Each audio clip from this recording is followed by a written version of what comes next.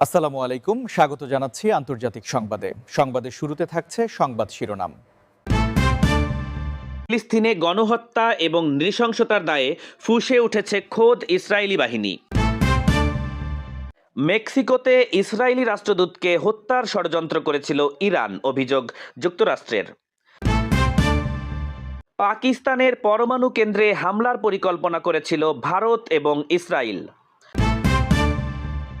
Netanyahu সহ ইসরায়েলের ৩৭ কর্মকর্তার বিরুদ্ধে গ্রেপ্তারি পরোয়ানা জারি। শুনছিলেন সংবাদ শিরোনাম, এবার জানিয়ে দিব বিস্তারিত। ফিলিস্তিনে গণহত্যা এবং নৃশংসতার দায়ে ফুঁসে উঠেছে খোদ ইসরায়েলি বাহিনী।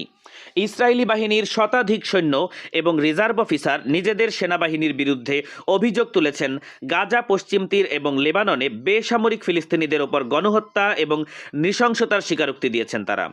৬ November chief of staff lieutenant general Herzi হালেভির কাছে পাঠানো এক চিঠিতে তারা বাহিনীর আচরণকে নৈতিক অবক্ষয় এবং শৃঙ্খলার পতন হিসেবে আখ্যায়িত করেছেন।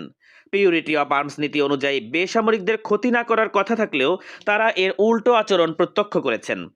কর্মকর্তারা সতর্ক করেছেন, এসব নৃশংসতা সৈন্যদের মনোবল ভেঙেছে এবং বাহিনীর কার্যকারিতা ক্ষতিগ্রস্ত করেছে। তারা শৃঙ্খলা পুনরুদ্ধার এবং নিয়ম বহির্ভূত আচরণ দূর করার আহ্বান জানিয়েছেন। এটি প্রথমবার নয় যে ইসরায়েলি সৈন্যরা নিজেদের অপরাধ প্রকাশ করেছেন।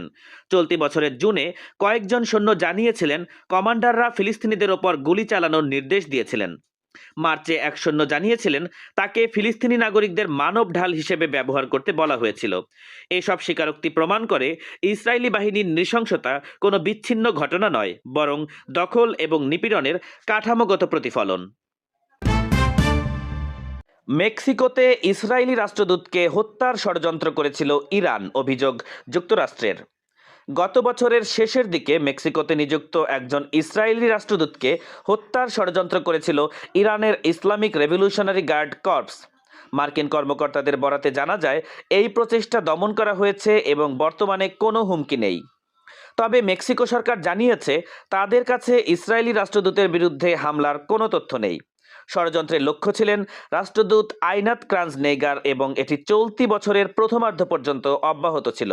মার্কিন এই কর্মকর্তা বলেন, এটি ইরানের দীর্ঘ ইতিহাসের অংশ যেখানে কূটনৈতিক, সাংবাদিক এবং ভিন্ন মতাবলম্বীদের লক্ষ্যবস্তু করা হয়েছে।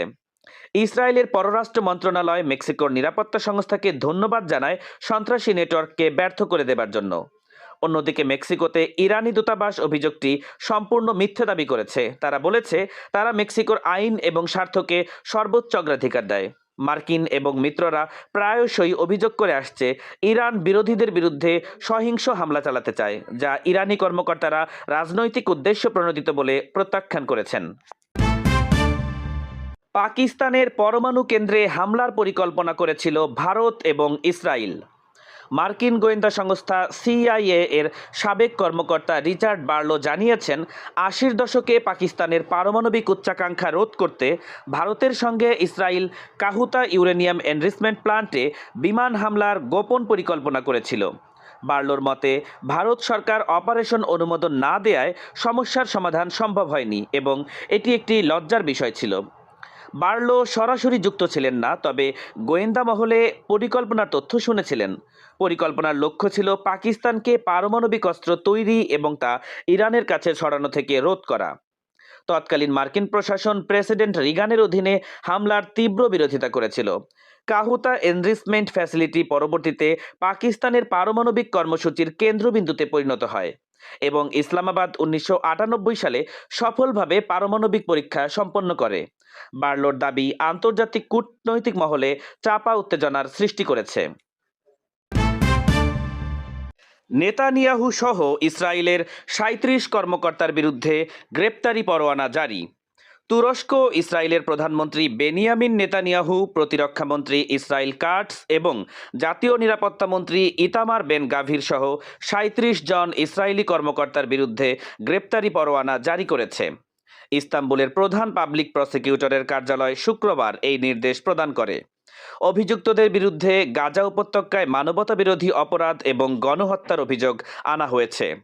পরোয়ানায় উল্লেখ করা হয়েছে ২০২৩ সালের অক্টোবর থেকে গাজার বেসামরিক জনগণ, হাসপাতাল এবং বিভিন্ন অবকাঠামোর ওপর ধারাবাহিক সামরিক হামলার ঘটনা এবং ৬ বছর বয়সী হিন্দ রজব হত্যাকাণ্ড ও চিকিৎসা কেন্দ্রের ওপর বিমান হামলা অভিযুক্তদের দায়িত্বে ধরা হয়েছে।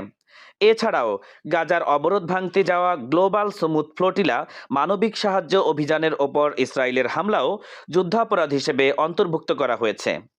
তুরস্ক দীর্ঘদিন ধরে গাজায় ইসরায়েলের সামরিক অভিযানের নিন্দা জানিয়ে আসছে এবং চলমান সংঘাতের প্রেক্ষিতে ইসরায়েলের সঙ্গে কূটনৈতিক এবং বাণিজ্যিক সম্পর্ক স্থগিত করেছে। বিশ্লেষকরা মনে করছেন, ইস্তাম্বুল প্রসিকিউটরের এই পদক্ষেপ আন্তর্জাতিকভাবে গুরুত্বপূর্ণ ইঙ্গিত বহন করছে। এর আগে 2024 সালের নভেম্বরে আন্তর্জাতিক অপরাধ আদালত আইসিসি নেতানিয়াহু এবং সাবেক প্রতিরক্ষামন্ত্রী ইয়াব গ্যালান্টের বিরুদ্ধে যুদ্ধাপরাধের অভিযোগে গ্রেপ্তারি পরোয়ানা জারি করেছিল।